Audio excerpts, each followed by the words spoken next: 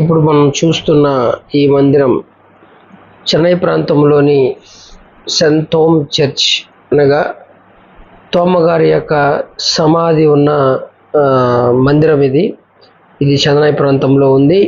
ఇక్కడ తోమగారి యొక్క అవయవం యొక్క చిన్న భాగం ఇక్కడ గుర్తుగా జ్ఞాపకార్థంగా ఉంచి ఉన్నారు. ఈ యొక్క మందిరం పైన ఎంత అందంగా కట్టబడి ఉందో మీకు అందరికీ కూడా వివరించడానికి ప్రయత్నం చేస్తాను. చక్కగా చివరి వరకు చూడండి. చివరిగా తోమగారి యొక్క అవయవాన్ని మీరు చూడబోతున్నారు. కాబట్టి ఎంత హైట్గా ఇది ఒక గోపురం లాగా చూడండి. పైన సిలువ కట్టి ఉన్నారు. చాలా ఇది బయట నుంచి చూపబడుతున్న ఒక దృశ్యం.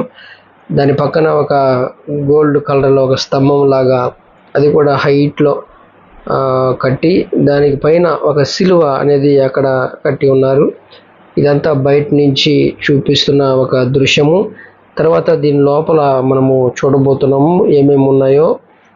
ఇది లోపల ఎంట్రన్స్ అయిన తర్వాత పోపు గారి యొక్క విగ్రహం లాగా ఉంది.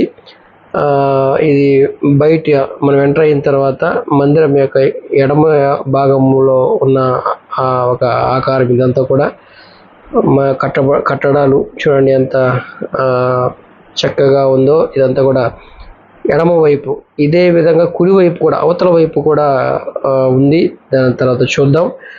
ఇదంతా కూడా బయట నుంచి చివరి దాకా ఉన్న ఒక దృశ్యం. ఇది ఎంట్రన్స్ తర్వాత చిన్న ఎడమ పక్క చక్కని చెట్లతో చేసి ఉన్నారు.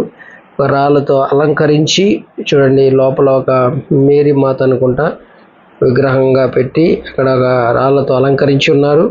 తర్వాత చక్కని చెట్లతో బోర్డు చూడండి. International Syrian of Saint Thoma basilica అని ఒక బోర్డు ఇంటర్నేషనల్గా ఇది ప్రాచుర్యంలో ఉన్నది. చెన్నై ప్రాంతంలో సెంట్ థోమ్ చర్చ్ చూడండి.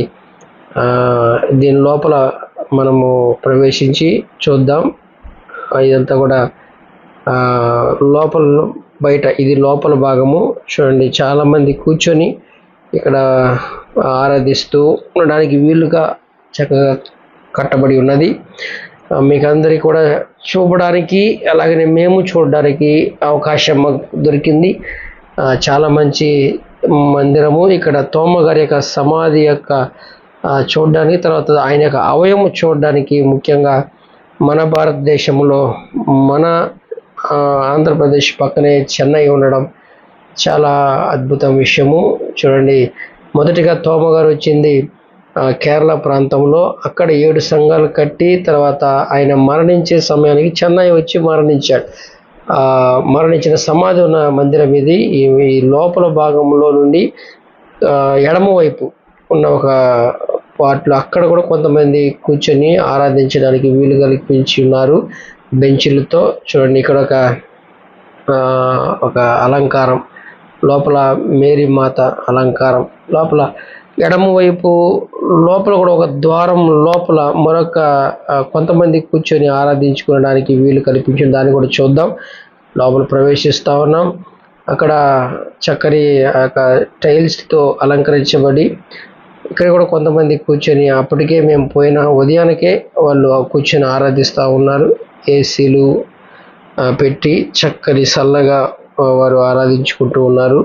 దాని ఎదురుగా బంగారు దాంతో అలంకరించబడి ఉన్నది. వాటి గురించి మనం చూస్తూ ఉన్నాం.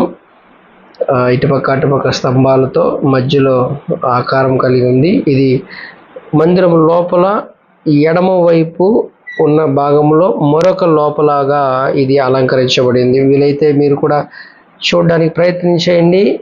మేము చూడడానికి అవకాశం ఇచ్చున్నాడు. చివరిగా మనము స్తోమ యొక్క శరీరం యొక్క అవయవం అని మనం చూడబోతున్నాం. ఇది మందిరం లోపల భాగం. ఇది తోమగారి సమాధి ఈ మందిరం కింద ఉన్నది. దాని తర్వాత ఇది అయిపోయిన తర్వాత మనం చూస్తాం. కాబట్టి స్కిప్ చేయకుండా చూడండి, లైక్ చేయండి, షేర్ చేయండి. అనేక మంది ఈ ప్రాంతానికి వచ్చి చూడడానికి వారు కూడా వీలవుతూ ఉంది. చాలామంది చూడని పరిస్థితుల్లో ఈ వీడియో ద్వారా చూడడానికి ఒక అవకాశాన్ని ప్రభు మనకి ఇచ్చున్నాడు. కనుక చూడండి, ఎదురుగా చూసేది మందిరం యొక్క కుడి చేతి లోపల భాగంలో కుడి చేయి భాగం. అటుపక్క కూడా కొంతమంది కూర్చొని ఆరాధించుకోవడానికి వీలు కల్పించున్నారు. ఇవి లోపల ఉన్న భాగం చాలా చక్కని కట్టడాలతో, ఇది ఏ సంవత్సరంలో కట్టారో తెలియదు కానీ తోమగారి ఆయాంలో ఇక్కడ మందిరము ఉన్నట్లుగా మనకి చరిత్ర చెప్తా ఉంది. ఆయన సమాధి కింద ఉన్నది, జాగ్రత్త పరుచున్నారు నేటికి కూడా. మనం చూద్దాం తర్వాత, ఇదంతా కూడా అయిపోయిన తర్వాత ఈ యొక్క ప్రాంతంలో మ్యూజియం కూడా ఒకటి ఉన్నది.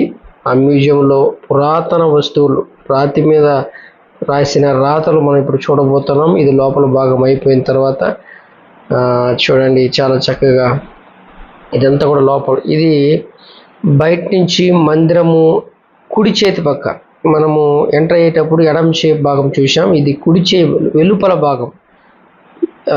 అటుపక్క ఏ విధంగా అలంకరించబడిందో కుడి చేయి పక్క కూడా అలంకరించి చక్కగా మందిరం అంతా కూడా మీకు చూపబడతా ఉంది.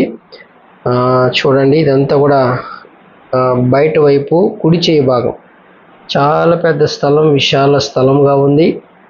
ఇది అయిపోయిన తర్వాత మనము మ్యూజియం అక్కడ ఏమేమి ఉన్నాయో మనం చూడబోతా ఉన్నాం. చూడండి, చక్కగా చూస్తూ ఉన్నాం. ఇప్పుడు మనం చూడబోతున్నది మ్యూజియం. ఇక్కడ పురాతన కాలంలో ఏ విధంగా రాయి మీద రాతలు రాస్తారో అవన్నీ కూడా ఇప్పుడు మనం చూస్తూ ఉన్నాం. ఇదిగో చూడండి, రాయి, ఇదంతా కూడా రాయి మీద, ఇదిగో 1690 ఆ సంవత్సరంలో వాడబడిన రాయి, అది రాతి. దాని మీద అక్షరాలు. ఈ వస్తువులన్నీ కూడా ఆనాటి దినాలది.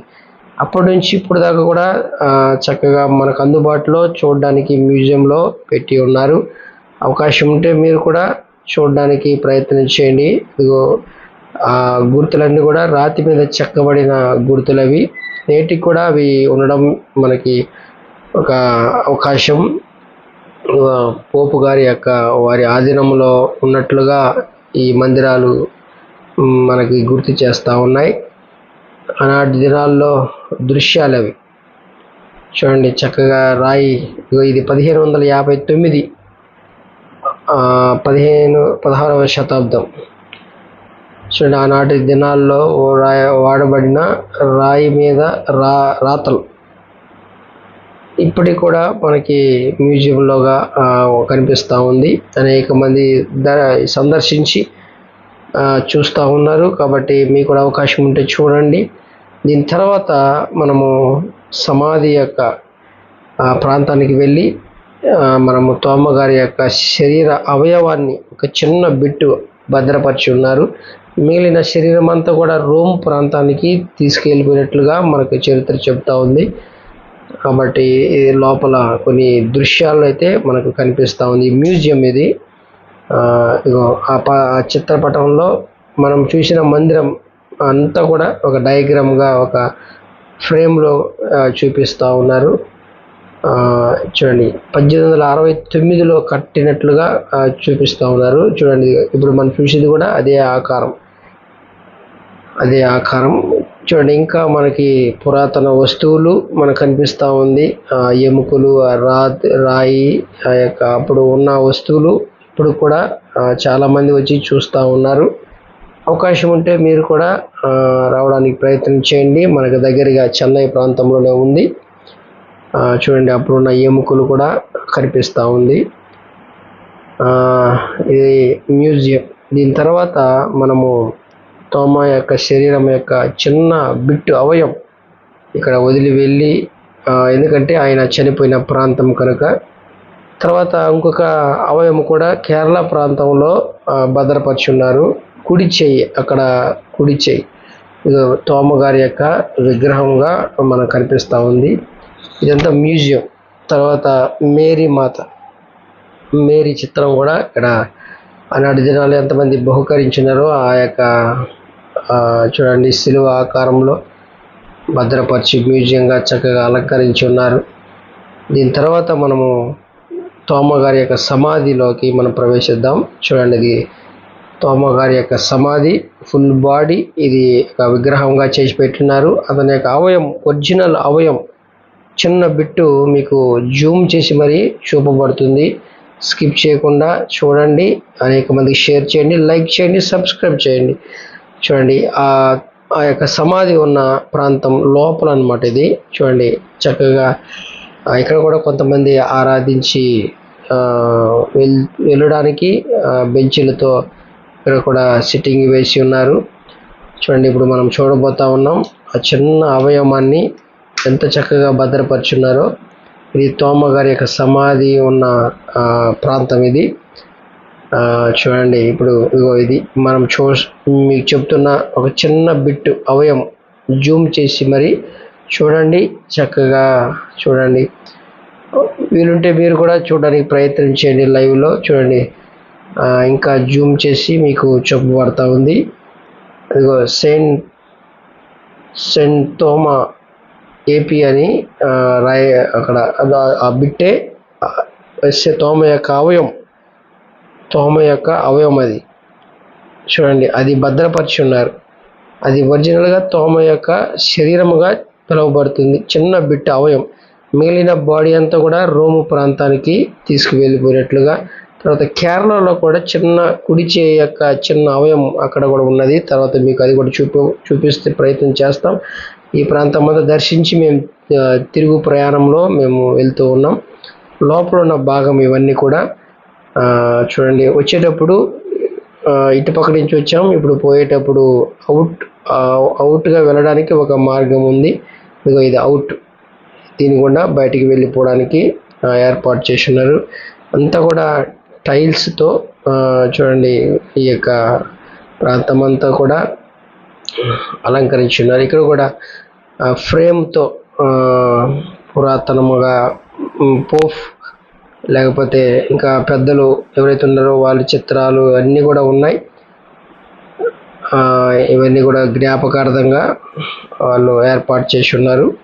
ఈ ప్రాంతం అంతా చూడడానికి అవకాశం. చూడండి, ఇక్కడ తోమ గారు అనుమానించిన తర్వాత ప్రభు నీ చెయ్యి వ్రేలు ఇటు చాచి అవిశ్వాసి కాక విశ్వాసిగా ఉండమని చెప్పినప్పుడు నా దేవా నా ప్రభు అన్నప్పుడు చూడండి 3 మందిరాలు కనిపిస్తుంది. ఒకటేమో ఇండియా, ఇక్కడ చిన్న బిట్టు తోమ శరీరం, ఇక్కడ రోమ్ మిగిలిన పార్ట్ అంతా కూడా ఇక్కడ ఉన్నది. తర్వాత స్పెయిన్లో కూడా ఉన్నట్లుగా ఈ 3 మందిరములు తోమ గారి యొక్క పార్ట్ అవయవాలు ఉన్నదని మనకు జ్ఞాపకం చేస్తా ఉన్నారు.